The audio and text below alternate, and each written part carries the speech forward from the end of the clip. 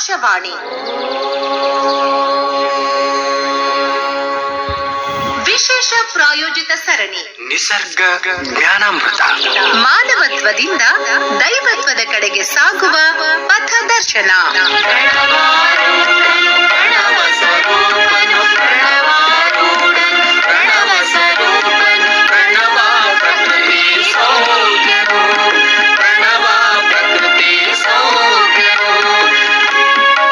ಪ್ರಾಯೋಜಕರು ವೈದ್ಯ ಸಂಗಣ್ಣ ಯೋಗ ಮತ್ತು ನಿಸರ್ಗೋಪಚಾರ ಕೇಂದ್ರ, ಶ್ರೀ ಗುರು ಬಸವ ಮಹಾಮನೆ, ಮನಗುಂಡಿ, ಧಾರವಾಡ.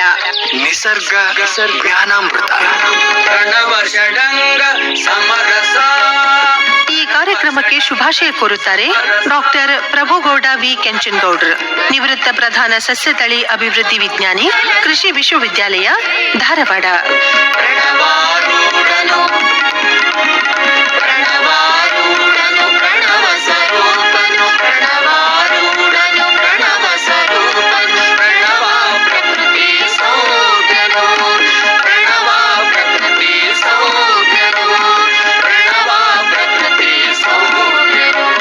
ಆತ್ಮೀಯ ಕೇಳುಗರಿಗೆಲ್ಲ ನಮಸ್ಕಾರ. ನಿಸರ್ಗ ಜ್ಞಾನಾಮೃತ, ಮಾನವತ್ವದಿಂದ ದೈವತ್ವದೆಡೆಗೆ ಸಾಗುವ ಪಥದರ್ಶನ ಕಾರ್ಯಕ್ರಮ ಸರಣಿಗೆ ಪ್ರೀತಿಪೂರ್ವಕ ಸ್ವಾಗತ. ಕೇಳುಗರೆ, ಎಂದಿನಂತೆ ನಮ್ಮ ಜೊತೆ ಧಾರವಾಡ ತಾಲೂಕು ಮನಗುಂಡಿಯ ವೈದ್ಯ ಸಂಗಣ್ಣ ಯೋಗ ಮತ್ತು ನಿಸರ್ಗೋಪಚಾರ ಕೇಂದ್ರದ ಶ್ರೀ ಗುರು ಬಸವ ಮಹಾಮನೆಯ ಶ್ರೀ ಬಸವಾನಂದ ಸ್ವಾಮೀಜಿಯವರು ಇದ್ದಾರೆ. ನಮಸ್ಕಾರ ಸ್ವಾಮೀಜಿ. ನಮಸ್ಕಾರ ಮೇಡಮ್. ಕೇಳುಗರೆ, ನಾವು ಪಂಚಭೂತಗಳ ಪೂಜೆಯನ್ನ ಹೇಗ್ ಮಾಡ್ಬೇಕು, ನಾವು ಪ್ರಕೃತಿಯನ್ನ ಹೇಗೆ ಸಂರಕ್ಷಿಸಬೇಕು ಅನ್ನೋದ್ರ ಕುರಿತಂಗ ಅನೇಕ ವಿಚಾರಗಳನ್ನ ತಿಳ್ಕೊಳ್ತಾ ಇದ್ವಿ. ಪ್ರಕೃತಿ ಅಂತ ಅಂದ ತಕ್ಷಣ ಪ್ರಾಣಿಗಳು ಕೂಡ ಅದರಲ್ಲಿ ಬರ್ತವೆ. ನಾವು ಮನುಷ್ಯರು, ನಾವು ಹಿಂದಿನ ಜನರನ್ನ ಮರಿಬಾರ್ದು.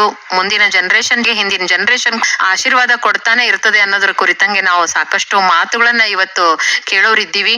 ಜೊತೆಗೆ ವಿಭೂತಿ ಪೂಜೆ ಅಂತಂದ್ರೆ ಏನು ಅನ್ನೋದನ್ನ ತಿಳ್ಕೊಳ್ಳೋಣ. ಇವತ್ತು ಸ್ವಾಮೀಜಿಯವ್ರು ಏನ್ ಹೇಳ್ತಾರೆ ಕೇಳೋಣ. ಎರಡು ವಿಷಯಗಳನ್ನ ನಾವು ತಿಳ್ಕೊಳ್ತೀವಿ. ಅಂದ್ರೆ ಮೊದಲನೇದು ದೇವತಾ ಪೂಜೆ ಆಯ್ತು, ಎರಡನೇದು ಪಂಚಭೂತಗಳ ಪೂಜೆ ಆಯ್ತು, ಮೂರನೇದು ಪ್ರಾಣಿ ಪೂಜೆ. ಪ್ರಾಣಿಗಳನ್ನ ಪೂಜಿಸುವ ಪದ್ಧತಿ ಇದೆ, ನಿಮ್ಗೆಲ್ಲ ಗೊತ್ತಿದೆ. ಗೋವು ಪೂಜೆ ಅಂದ್ರೆ ಹಸುಗಳನ್ನ ಪೂಜಿಸುವಂತದ್ದು, ಹಸುಗಳನ್ನ ದೇವರು ಅಂತ ಗೌರವಿಸ್ತಕ್ಕಂಥದ್ದು. ಈಗ ನಾವೆಂಗಿಲ್ಲಿ ನಮಸ್ಕಾರ, ಶರಣು ಶರಣಾರ್ಥಿ ಹೇಳ್ತೀವಲ್ಲ, ನೀವು ಉತ್ತರ ಭಾರತಕ್ಕೆ ಹೋದ್ರೆ ಕೆಲವರು ಜೈ ಗೋಮಾತಾ ಅಂತಾರೆ, ಕೈ ಮುಗಿದ್ಬಿಟ್ಟು ಜೈ ಗೋಮಾತಾ. ಅಂದ್ರೆ ಅಷ್ಟು ಗೋವುಗಳ ಬಗ್ಗೆ ಪ್ರೀತಿ ಇದೆ. ಆಮೇಲೆ ಗೋವು ಅಂತಂದ್ರೆ ಅದು ದೇವತೆಗಳ ವಾಸಸ್ಥಾನ, ಅದ್ರ ಹೊಟ್ಟೆಯಲ್ಲಿ 33 ಕೋಟಿ ದೇವತೆಗಳಿರ್ತವೆ ಅಂತ ಹೇಳ್ತಾರೆ. ಅದಕ್ಕೆ ಸುಭಾಷ್ ಪಾಳೇಕರ್ ಹೇಳೋರು, ಅದ್ರ ಹೊಟ್ಟೆಯಲ್ಲಿ 33 ಕೋಟಿ ದೇವತೆಗಳಿದಾವ ಇಲ್ವೋ ಗೊತ್ತಿಲ್ಲ, ಆದ್ರೆ ಒಂದೇ ಒಂದು ಗ್ರಾಮ ಸಗಣಿಯಲ್ಲಿ 3 ಕೋಟಿ ಜೀವಾಣುಗಳಿದಾವೆ ಅಂತ ಹೇಳ್ತಾರೆ. 3 ಕೋಟಿ ಒಂದ್ ಗ್ರಾಮ ಸಗಣಿ. ಅಂಥದ್ರಲ್ಲಿ ಒಂದ್ ಹಸು ಒಂದು ದಿವಸಕ್ಕೆ 10 ಕೆಜಿ ಸಗಣಿ ಕೊಡುತ್ತೆ. ಅಂತದ್ ಎಷ್ಟು ನಾವು ಒಳ್ಳೆ ಗೊಬ್ಬರ ಮಾಡ್ಕೋಬಹುದು ಅದನ್ನ. ರೈತರುಗಳು ಅದ್ರ ಬಗ್ಗೆ ಮತ್ತೆ ವಿಶೇಷವಾದ ಪ್ರೀತಿ ಬೆಳೆಸ್ಕೋಬೇಕು. ಸಗಣಿ ಅಂತಂದ್ರೆ ಅದು ಅಮೃತ. ಅದು ಸಗಣಿಯ ನಾಥ ಗಂಧದ ನಾಥಕ್ಕೆ ಹೋಲಿಸ್ತಾಳೆ ಒಬ್ಬ ಜಾನಪದ ಮುತ್ತ ಇದೆ. ಅದು ನಿನ್ನ ಮುಟ್ಟಿದ ಕೈ ಅದು ಗಂಧದ ನಾಥ ಅಂತ ಹೇಳಿ ಹೇಳ್ತಾರೆ. ಅಂದ್ರೆ ಹೀಗೆ ಹಸುವನ್ನ ಪೂಜಿಸೋ ಪದ್ಧತಿ ಇತ್ತು. ಮತ್ತು ಎತ್ತನ್ನ ಋಷಭ ಅಂತಾನೆ, ಧರ್ಮ ಋಷಭ, ನಂದಿ ಅಂತ ಕರಿತಾ ಇದ್ರು. ರೈತರಿಗೆ ವ್ಯವಸಾಯಕ್ಕೆ ಬರ್ತದಲ್ಲ, ಗಾಣ ತಿರುಗಿಸ್ಲಿಕ್ಕೆ ಬರ್ತಿತ್ತು. ಎತ್ತು ಮತ್ತು ಹಸುಗಳು ಬಿಟ್ಟು ಜೀವನನೇ ಇಲ್ಲ. ಮತ್ ನಿಮ್ಗೆ ಆಶ್ಚರ್ಯ ಆಗ್ಬೋದು, ಒಂದಾನೊಂದ್ ಕಾಲಕ್ಕೆ ಉಪನಿಷತ್ತುಗಳ ಕಾಲದಲ್ಲಿ ಈ ನಾಣ್ಯಗಳ ಬದಲು ಹಸುಗಳನ್ನೇ ಕೊಡ್ತಿದ್ರು. ನಾಣ್ಯಗಳ ಚಲಾವಣೆ ಇರ್ಲಿಲ್ಲ ಅವಾಗ. ಹಸುಗಳೇ, ಒಬ್ಬೊಬ್ಬರ ಹತ್ರ 1000 ಹಸುಗಳು, 2000 ಹಸುಗಳು. ಅವಾಗೇನು ಕಾಯೋದಕ್ಕೆ ಹೋಗ್ಬೇಕು ಅಂತಿಲ್ಲ, ಎಲ್ಲ ಕಡೆನೂ ಕಾಡೆ ಬಿಟ್ಬಿಡ್ತಾ ಇದ್ರು. ಸುತ್ತಲೂ ಪರಿಸರದಲ್ಲಿ ಅದಕ್ಕೆ ಆಹಾರ ಸಿಗ್ತಾ ಇತ್ತು. ಜೊತೆಗೆ ಆ ಹಸುಗಳು ಹೆಂಗ ಹೊಂದ್ಕೊಂತಿದ್ವು ಅಂದ್ರೆ, ಅವ್ರು ಯಾರಾದ್ರೂ ಸಾಕಿರ್ತಾರಲ್ಲ, ಮೇಯ್ಕೊಂಡು ತಾವೇ ಮನೆಗ್ ಬಂದ್ಬಿಡ್ತಿದ್ರು. ಅದು ಎಲ್ಲೋ ಯಾವ್ದೋ ಒಂದು ಪ್ರಾಣಿ ಹಿಡಿತು ಹೋಯ್ತು, 1000 ಹಸುಗಳಲ್ಲಿ 1 ಹಸು ತಿನ್ಕೊಂಡ್ರೆ ಏನು ಅನಿಸ್ತಿರ್ಲಿಲ್ಲ. ಅದು ಹುಲಿಗೂ ಕೂಡ ಅರ್ಪಿತ ಅನ್ನೋ ಲೆಕ್ಕಕ್ಕೆ ಬಂದ್ಬಿಡ್ತಿದ್ರು. ಇಂಥ ಒಂದು ಕಾಲ ಭಾರತ ದೇಶದಲ್ಲಿತ್ತು, ಗೋ ಸಂಪತ್ತು. ಆದ್ರೆ ಇವತ್ತು ಅದರ ದುಸ್ಥಿತಿ ಎಷ್ಟಾಗಿದೆ ಅಂದ್ರೆ, ಇವತ್ತು ಪೂಜೆ ಮಾಡೋದು ಆಭಾಸ ಆಗತ್ತೆ. ಒಬ್ಬ ಹೋಗ್ಬಿಟ್ಟು ಅದಕ್ಕೆ ಸರಿಯಾಗಿ ಆಹಾರ ಕೊಡ್ಲಿಲ್ಲ, ಅದಕ್ಕೆ ಹೋಗ್ಬಿಟ್ಟು ಹೂವಿನ ಹಾರ ಹಾಕಿ ಅದಕ್ಕೆ ವಿಭೂತಿ ಹಚ್ಚಿ ಕಾಲಿಗೆ ನಮಸ್ಕಾರ ಮಾಡ್ತಾರ ಒಬ್ಬರು. ಆದ್ರೆ ರೈತರು ಕೂಡ ನೋಡಿದೀನಿ ನಾನು, 12 ಗಂಟೆ ಆದ್ರೂ ಅದನ್ನ ಇನ್ನು ಮೇಯಕ್ಕೆ ಬಿಟ್ಟಿರಲ್ಲ. ಆ ಗೊಂತಲ್ಲಿ ಕಟ್ಬಿಟ್ಟಿರ್ತಾರೆ, ಅಲ್ಲೇ ಇರುತ್ತೆ, ಅದಕ್ಕೆ ಮೇವಿರಲ್ಲ, ನೀರಿರಲ್ಲ, ಕೂಗ್ತಾ ಇರುತ್ತೆ. ಇವರು ಎಲ್ಲೋ ತಂಬಾಕ್ ತಿನ್ಕೊಂಡು ಎಲ್ಲೋ ಅಡ್ಡಾಡ್ಕೊಂತ ಇದ್ರೆ ಸೋಮವಾರ ಅದಕ್ಕೆ ಪೂಜೆ ಮಾಡಿದ್ರೆ ಏನ್ ಪ್ರಯೋಜನ? ಹಾಗಂತ ರೈತರು ಎಲ್ರು ಹಂಗೆ ಮಾಡ್ತಾರೆ ಅಂತಲ್ಲ. ಆ ತರದವ್ರು ಜಾಸ್ತಿ ಆಗ್ತಿದ್ದಾರೆ, ಅದು ನೋವಿನ ಸಂಗತಿ. ಹಾ ಅದರ ಮಹತ್ವವನ್ನು ಅರ್ಥ ಮಾಡ್ಕೊಂಡಂತವ್ರು ಕಡಿಮೆ ಇದಾರೆ, ಅದನ್ನ ಚೆನ್ನಾಗಿ ನೋಡ್ಕೊಳ್ಳೋರು ಇದಾರೆ, ಆದ್ರೆ ಅಂತವ್ರು ಕಡಿಮೆ ಇದಾರೆ, ಇಂಥವ್ರ ಸಂಖ್ಯೆ ಜಾಸ್ತಿ ಆಗ್ತಾ ಇದೆ. ಆಮೇಲೆ ಎತ್ತುಗಳ ಮೇಲೆ ನೊಗ ಮತ್ತೆ ಗಳೆ ಹಾಕ್ಬಿಟ್ಟು ಇವರು ಅದನ್ನ ನಿಲ್ಸಿ ಇವ್ರು ಚಾದ ಅಂಗಡಿಲಿ ಚಾ ಕುಡ್ಕೊಂತ ಎಲ್ಲಡಿಕೆ ಹಾಕೊಂತ ನಿಂತಿರ್ತಾರೆ ಕೆಲವರು. ಇದು ಅವುಗಳಿಗೆ ಮಾಡುವ ಅಪಮಾನನ ಎಂದು ಮಾಡಬಾರ್ದು.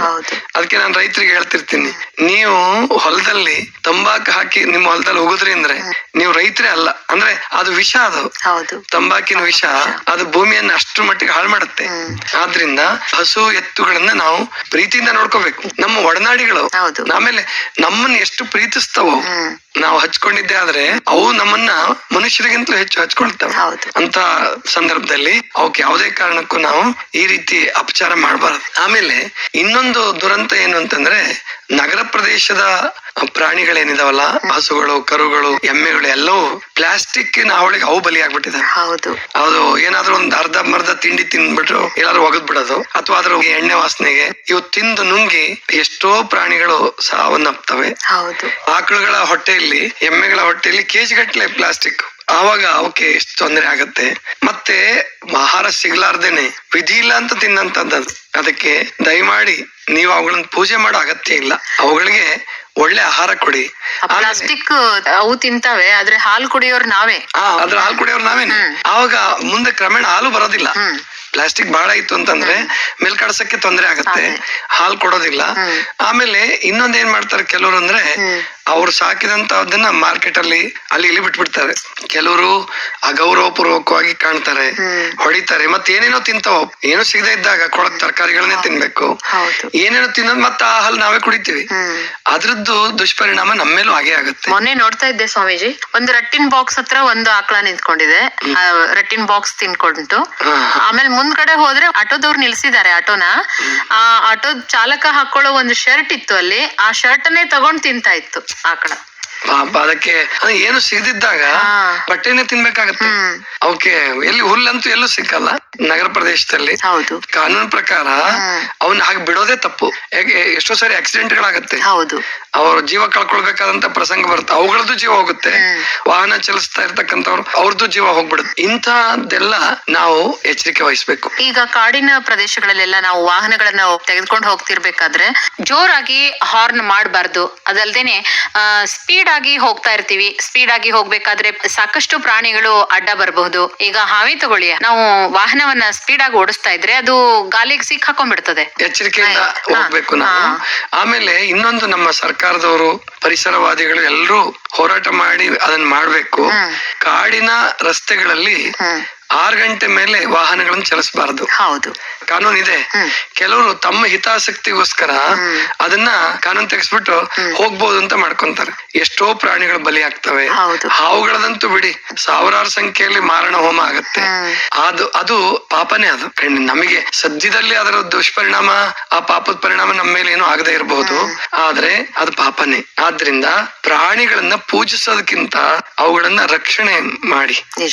ಜೊತೆಗೆ ಮಾನವ ಹಕ್ಕುಗಳ ಆಯೋಗ ಅಂತ ಮಾಡ್ಕೊಂಡಿದ್ದೀರಾ, ಹ್ಯೂಮನ್ ರೈಟ್ಸ್ ಕಮಿಷನ್ ಅಂತ ಮಾಡ್ಕೊಂಡಿದ್ದೀರಾ. ಪ್ರಾಣಿಗಳಿಗೆ ಹಕ್ಕಿಲ್ವಾ? ಪ್ರಾಣಿಗಳಿಗೆ ಒಳ್ಳೆ ಆಹಾರ ಬೇಡವಾ? ಅವಕ್ಕೆ ನಾವೇನು ಒದಗಿಸ್ಲಾರ್ದೇನೆ ಯಾವತ್ತೋ ಒಂದ್ ದಿವಸ ನಮ್ ಮನೆ ಕಟ್ಸ್ಬಿಟ್ಟು ಒಂದ್ ಹಸುನೆಲ್ಲ ಹಿಡ್ಕೊಂಬರೋದು. ಅದು ಒಳಗಡೆ ಹೋಗಕ್ ಇಷ್ಟಪಡ್ತಿರಲ್ಲ, ಟೈಲ್ಸ್ ಜಾರ್ತಾ ಇರುತ್ತೆ. ಅದನ್ನ ಒಬ್ಬ ಮುಂದ್ಗಡೆಯಿಂದ ಎಳಿತಿರ್ತಾನೆ, ಹಿಂದ್ಗಡೆಯಿಂದ ದೂಡ್ತಿರೋದು, ಅದು ಕಾಲ್ ಜಾರ್ತಿರುತ್ತೆ. ಇದೆಂತ ಅನುಗ್ರಹ! ಇದರಿಂದ ನಿಮಗೆ ಪ್ರಾಣಿ ಪೂಜೆಯ ಆಶೀರ್ವಾದ ಖಂಡಿತ ಸಿಗಲ್ಲ. ನೀವು ಮನೆಗೆ ಹಿಂದಿನ ಕಾಲದಲ್ಲಿ ಮನೆ ಒಳಗಡೆನೆ ಕೊಟ್ಟಿಗೆ ಇರ್ತಿತ್ತು ಎಷ್ಟೋ ಜನರದ್ದು. ಅವಾಗ ಬೇರೆ, ಅವ್ರ ಪ್ರಾಣಿಗಳನ್ನ ಪ್ರೀತಿಸ್ತಾ ಇದ್ದಿದ್ ಬೇರೆ. ಅದು ಸಗಣಿ ಹಚ್ಚಿ ನೆಲವನ್ನ ಸಾರಿಸ್ತಾ ಇದ್ವಿ. ಈಗ ಇರೋದು ಟೈಲ್ಸ್ ಹಾಕ್ಬಿಡ್ತೀವಿ, ಹಾಕ್ಬಿಟ್ಟು ನಾವು ಮನೆ ಒಳಗಡೆ ನುಗ್ಗಿಸ್ಬೇಕು, ಅದರಿಂದ ಅದರ ಆಶೀರ್ವಾದ ಸಿಗತ್ತೆ. ಎಂತ ಮೂಢನಂಬಿಕೆ ಇದೆ ಅಂದ್ರೆ, ಅದು ಹೆದರ್ಕೊಂಡು ಗಂಜಲ ಹಾಕ್ಬಿಡುತ್ತೆ, ಆಮೇಲೆ ಸಗಣಿ ಹಾಕ್ಬಿಡುತ್ತೆ. ಓ, ಲಕ್ಷ್ಮಿ ಅನುಗ್ರಹ ಆಯ್ತು ಅಂತ ತಿಳ್ಕೊಳ್ತಾರೆ. ನಿಜ, ಅದಕ್ಕೆ ಹಿಂಸೆ ಆಗ್ತಿದೆ, ಅದಕ್ಕೆ ಭಯ ಆಗ್ತಿದೆ. ಯಾಕಂದ್ರೆ 21ನೇ ಶತಮಾನದಲ್ಲಿ ನಾವು ವಾಸ ಮಾಡ್ತಾ ಇದೀವಿ. ಹೌದು. ವಿಜ್ಞಾನ ಯುಗದಲ್ಲಿ ಇದ್ದೀವಿ. ವಿಜ್ಞಾನ ಯುಗ ಅಂದ್ರೆ ಆಧ್ಯಾತ್ಮಕ ವಿರುದ್ಧ ಅಲ್ಲ ಅದು. ವಿಜ್ಞಾನದ ಎಷ್ಟೋ ನಿಯಮಗಳನ್ನ ಆಧ್ಯಾತ್ಮ ಗೌರವಿಸುತ್ತೆ. ಹೌದು. ಆಧ್ಯಾತ್ಮದ ಎಷ್ಟೋ ನಿಯಮಗಳನ್ನ ವಿಜ್ಞಾನ ಒಪ್ಕೊಂಡಿದೆ. ಆದ್ರಿಂದ ಪ್ರಾಣಿಗಳನ್ನ ಚೆನ್ನಾಗಿ ನೋಡ್ಕೊಳ್ಳಿ, ಅವುಗಳಿಗೆ ಹಿಂಸೆ ಕೊಡಬೇಡಿ. ಆಮೇಲೆ ಈ ಇಲಿ ಪೂಜೆ ಅಂತ ಮಾಡ್ತಾರೆ. ಈ ಗಣಪತಿ ಪೂಜೆ ಆಯ್ತಲ್ಲ, ಹೌದು. ಇಲಿವಾರ ಅಂತ ಹೇಳ್ಬಿಟ್ಟು ಅದಕ್ಕೆ ಎಡೆ ಹಿಡಿತಾರೆ. ಆದ್ರೆ ಅದ್ರದ್ದು ಉದ್ದೇಶ ಏನಿದೆ ನಿಮ್ದು? ಇಲಿ ರಾಯ ನಮ್ ನೂಲ್ ಕಡಿಬೇಡ ಮಾರಾಯ ಅಂತ ನೀವು ಪ್ರಾರ್ಥನೆ ಮಾಡ್ತೀರ. ಆದ್ರೆ ಇಲಿ ಹೇಳುತ್ತೆ, ನೀನು ಎಡೆ ಹಿಡಿಯೋದ್ನು ನಾನು ತಿಂತೀನಿ, ಕಡಿಯೋದು ನನ್ನ ಧರ್ಮ ಅನ್ನತ್ತದು. ಹೌದು. ಕಚ್ಚೋದು ಏನ್ ಸಿಕ್ಕಿದ್ರು ಅದ್ ಕಟ್ ಮಾಡೋದು ನನ್ನ ಧರ್ಮ. ಅದಕ್ಕೆ ಇಲಿಗಳಿಗೆ ತಿನ್ಸೋದ್ರ ಬದಲು ಹಸಿದವ್ರಿಗೆ ತಿನ್ನಿಸ್ರಿ, ಅಗತ್ಯ ಇದ್ದವ್ರಿಗೆ ಕೊಡಿ, ತಾಯಿ ತಂದೆಗಳಿಗೆ ಪ್ರೀತಿಯಿಂದ ಉಣಿಸ್ರಿ. ಅದ್ರ ಬದಲು ಇಲಿಗಿಟ್ರಿ ಏನ್ ಪ್ರಯೋಜನ? ಇಲಿಗಳನ್ನ ಇಲಿಗಳ ತರ ಕಾಣ್ರಿ, ಎಡೆ ಹಿಡಿದ್ ಬಿಟ್ರೆ ಅದ್ ನಮ್ದ್ ಕಡಿಯೋದ್ ನಿಲ್ಲಿಸ್ಬಿಡಲ್ಲ. ಯಾವಾಗ್ಲೋ ಯಾರೋ ಒಬ್ಬ ಶುರು ಮಾಡಿದಾನೆ. ಆ ಮೂಢನಂಬಿಕೆಗೆ ನಾವ್ ಯಾಕೆ ಬಿಡ್ಬೇಕು? ಇನ್ ಕೆಲವು ಕಡೆ ಹುಲಿ ಪೂಜೆ ಮಾಡ್ತಾರಂತ. ಹುಲಿ ರಾಯ ನಮ್ಮನ್ ತಿನ್ಬೇಡ ಅಂತ. ಹುಲಿ ಚಿತ್ರ, ಹುಲಿಯನ್ನೇ ನೇರವಾಗಿ ಪೂಜೆ ಮಾಡಕ್ ಆಗಲ್ಲ, ಹುಲಿ ಚಿತ್ರ ಪೂಜೆ ಮಾಡ್ತಾರೆ ಕಾಡು ಜಾಸ್ತಿ ಇದ್ದಲ್ಲಿ. ಇವೆಲ್ಲ ಅಗತ್ಯ ಇಲ್ಲ. ನಾವು ಹೊಸ ವ್ಯಾಖ್ಯಾನ ಮಾಡ್ಕೋಬೇಕು. ನಮ್ ಜೀವನದಲ್ಲಿ ಬದಲಾವಣೆಯನ್ನು ತಂದ್ಕೊಳ್ಬೇಕು. ಸ್ಪಂದನ ಬೇಕು ನಮಗೆ. ಕೊನೆಯದಾಗಿ 4ನೇದು ಪಿತೃಪೂಜೆ ನೋಡೋಣ. ಇವತ್ತು ಪಿತೃಪೂಜೆ ಅಂದ್ರೆ ಹಿರಿಯರ ಹಬ್ಬ. ಅಂದ್ರೆ ನಾವು ಹಿರಿಯರಿಗೆ ಗೌರವ ಸೂಚಿಸ್ತೀವಿ. ಆದ್ರೆ ಕೇವಲ ಬಟ್ಟೆ ಇಡೋದ್ರ ಮೂಲಕ ಅಷ್ಟೇ ನೀವು ಗೌರವ ಸೂಚಿಸೋದ್ ಬೇಡ. ಅವರ ಮೌಲ್ಯಗಳನ್ನ ಅಳವಡಿಸ್ಕೊಳ್ಳಿ. ಅವ್ರ ಮೌಲ್ಯಗಳನ್ನ ಅಳವಡಿಸ್ಕೊಂಡ್ರೆ ಅದು ನಿಜವಾದ ಪಿತೃಪೂಜೆ ಆಗುತ್ತೆ. ಅಲ್ಲಿ ಪಿತೃ ಅಂತಂದ್ರೆ ಬರೀ ತಂದೆ ಅಂತ ಯಾರು ಭಾವಿಸ್ಬೇಡಿ. ಹಿರಿಯರು, ಅಜ್ಜ ಇರ್ಬೋದು, ತಾಯಿ ಇರ್ಬೋದು, ಅಕ್ಕ ಇರ್ಬೋದು, ಅಥವಾ ಅಜ್ಜ ಅಜ್ಜಿ, ಎಲ್ರು ಹೆಣ್ಮಕ್ಳು ಗಂಡ್ಮಕ್ಳು ಅಲ್ಲಿ ಪಿತೃ ಅನ್ನೋದ್ರಲ್ಲಿ ಇಬ್ರು ಕೂಡ ಸಮ್ಮಿಲಿತರಾಗಿದ್ದಾರೆ. ಆದ್ರಿಂದ ಹಿರಿಯರನ್ನ ನೆನೆಸ್ಕೊಳ್ಳೋಣ, ಅವರ ಮೌಲ್ಯಗಳನ್ನ ಅಳವಡಿಸ್ಕೊಳ್ಳೋಣ. ಆ ರೀತಿ ನಮ್ಮ ಬದುಕನ್ನ ಚೆನ್ನಾಗಿಟ್ಕೊಂಡು ಪಿತೃಗಳಿಗೆ ಗೌರವ ಸಲ್ಲಿಸೋಣ. ಕೇಳಿದ್ರೆ ಇಷ್ಟೊತ್ತು ನಾವು ಪ್ರಾಣಿ ಪೂಜೆ ಮಾಡೋದಲ್ಲ, ಆ ಪ್ರಾಣಿಗಳನ್ನ ಸಂರಕ್ಷಣೆ ಮಾಡ್ಬೇಕು ಅನ್ನೋ ವಿಷಯ ಜೊತೆಗೆ ನಮಗೆ ಹಿರಿಯರು ಬಿಟ್ಟು ಹೋದಂತಹ ಮೌಲ್ಯಗಳನ್ನ, ಅವ್ರು ಏನು ಮೌಲ್ಯಗಳನ್ನ ಅನುಸರಿಸ್ತಾ ಇದ್ರು ಆ ಮೌಲ್ಯಗಳನ್ನ ನಾವು ನಮ್ಮ ಜೀವನದಲ್ಲಿ ಅಳವಡಿಸ್ಕೊಳ್ಬೇಕು ಅನ್ನೋದ್ರ ಕುರಿತಂಗೆ ಸ್ವಾಮೀಜಿಯವರು ಇಷ್ಟೊತ್ತು ತಮ್ಮ ವಿಚಾರಗಳನ್ನ ತಿಳಿಸಿದ್ರು. ಅದರಂತೆ ನಾವು ನಡೆಯಲು ಪ್ರಯತ್ನ ಪಡೋಣ ಅಂತ ಹೇಳ್ತಾ, ಇವತ್ತಿನ ಸಂಚಿಕೆಯಲ್ಲಿ 37ನೇ ಸಂಚಿಕೆಯ ಪ್ರಶ್ನೆಗೆ ಸರಿಯಾಗಿ ಉತ್ತರಿಸಿ ಯಾರು ಬಹುಮಾನವನ್ನ ಪಡೆದುಕೊಂಡಿದ್ದಾರೆ ಅಂತ ಹೇಳಿ ನೋಡೋಣ. ಜೊತೆಗೆ ಇವತ್ತಿನ ಸಂಚಿಕೆಯ ಪ್ರಶ್ನೆಯನ್ನ ಮೊದಲು ಬರೆದುಕೊಳ್ಳೋಣ. ಈ ವಾರದ ಪ್ರಶ್ನೆ: ಹಸು ಮತ್ತು ಎತ್ತುಗಳಿಗೆ ಪೂಜ್ಯತೆಯಿಂದ ಇಟ್ಟಂತಹ ವಿಶೇಷ ಹೆಸರುಗಳನ್ನು ಬರೆಯಿರಿ. ಪ್ರಶ್ನೆ ಇನ್ನೊಮ್ಮೆ: ಹಸು ಮತ್ತು ಎತ್ತುಗಳಿಗೆ ಪೂಜ್ಯತೆಯಿಂದ ಇಟ್ಟಂತಹ ವಿಶೇಷ ಹೆಸರುಗಳನ್ನು ಬರೆಯಿರಿ. ತಮ್ಮ ಉತ್ತರಗಳನ್ನು ಕಳಿಸಲು ವಿಳಾಸ: ಶ್ರೀ ಗುರು ಬಸವ ಮಹಾಮನೆ, ಚನ್ನಯ್ಯನಗಿರಿ, ಮನಗುಂಡಿ, ಧಾರವಾಡ. ಪೋಸ್ಟ್ ಬಾಕ್ಸ್ ಸಂಖ್ಯೆ 1, ಪಿನ್ ಕೋಡ್ ನಂಬರ್ 580007. ತಮ್ಮ ಉತ್ತರಗಳನ್ನು ವಾಟ್ಸ್ಆಪ್ ಸಂಖ್ಯೆ ಮೂಲಕವೂ ಕಳಿಸಬಹುದು. ಸಂಖ್ಯೆ 8073979683. ಕೇಳುಗರೆ, 37ನೇ ಸಂಚಿಕೆಯ ಪ್ರಶ್ನೆ: ಮಾನವ ಕಲ್ಪಿಸಿದ ಮೊದಲ 3 ದೇವತೆಗಳು ಯಾರು? ಉತ್ತರ: ಸೂರ್ಯ, ಚಂದ್ರ ಹಾಗೂ ಅಗ್ನಿ. ಸರಿಯಾಗಿ ಉತ್ತರಿಸಿ ಬಹುಮಾನಕ್ಕೆ ಆಯ್ಕೆಯಾದ ನಮ್ಮ ಅದೃಷ್ಟಶಾಲಿ ವಿಜೇತರು: ಪ್ರಥಮ ಅದೃಷ್ಟಶಾಲಿಗಳು ಕಲಾವತಿ ಕುರಿ, ನಾಗನೂರು, ಗೋಕಾಕ ತಾಲೂಕು, ಬೆಳಗಾವಿ ಜಿಲ್ಲೆ. ದ್ವಿತೀಯ ಅದೃಷ್ಟಶಾಲಿ ವಿಜೇತರು ಬಿವಿ ಪಾರ್ಥಸಾರಥಿ, ಜಯನಗರ, ಶಿವಮೊಗ್ಗ. ತೃತೀಯ ನಮ್ಮ ಅದೃಷ್ಟಶಾಲಿ ವಿಜೇತರು ಪ್ರಭುಲಿಂಗ್ ಎಚ್ ಹುಣಸಿ ಮರದ್, ರಾಣೆಬೆನ್ನೂರು. ವಿಜೇತರಿಗೆ ಅಭಿನಂದನೆಗಳು. ಕೇಳುಗರೆ, 38ನೇ ಸಂಚಿಕೆಯ ವಿಜೇತರ ಹೆಸರುಗಳನ್ನು ಮುಂದಿನ ಸಂಚಿಕೆಯಲ್ಲಿ ತಿಳಿಸಲಾಗುವುದು.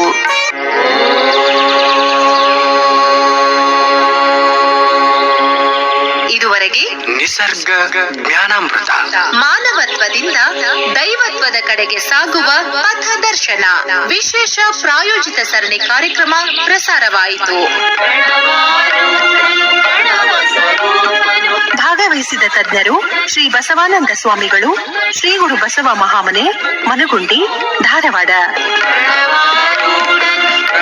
ಈ ಕಾರ್ಯಕ್ರಮಕ್ಕೆ ಶುಭಾಶಯ ಕೋರುತ್ತಾರೆ ಡಾಕ್ಟರ್ ಪ್ರಭುಗೌಡ ವಿ ಕೆಂಚನಗೌಡ್ರ, ನಿವೃತ್ತ ಪ್ರಧಾನ ಸಸ್ಯತಳಿ ಅಭಿವೃದ್ಧಿ ವಿಜ್ಞಾನಿ, ಕೃಷಿ ವಿಶ್ವವಿದ್ಯಾಲಯ, ಧಾರವಾಡ. ನಿರೂಪಣೆ ಜಿ ಸುರೇಖಾ ಸುರೇಶ್. ಸಂಯೋಜನೆ ಸೋಮಶೇಖರ್ ರೂಳಿ. ನಿರ್ಮಾಣ ನೆರವು ಶೈಲಜಾ ರಾಜ್ಕುಮಾರ್.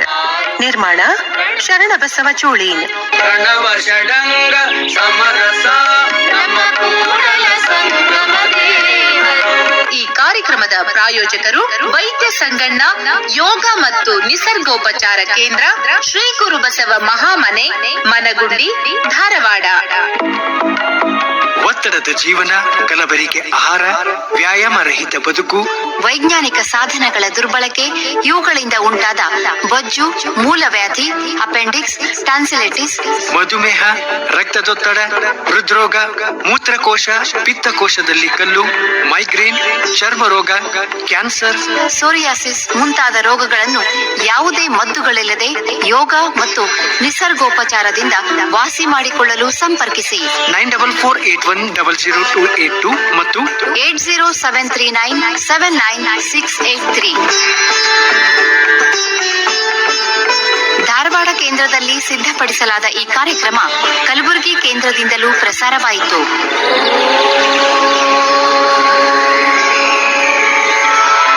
ಮತ್ತೆ ಮುಂದಿನ ಗುರುವಾರ ನಿಸರ್ಗ ಜ್ಞಾನಾಮೃತ.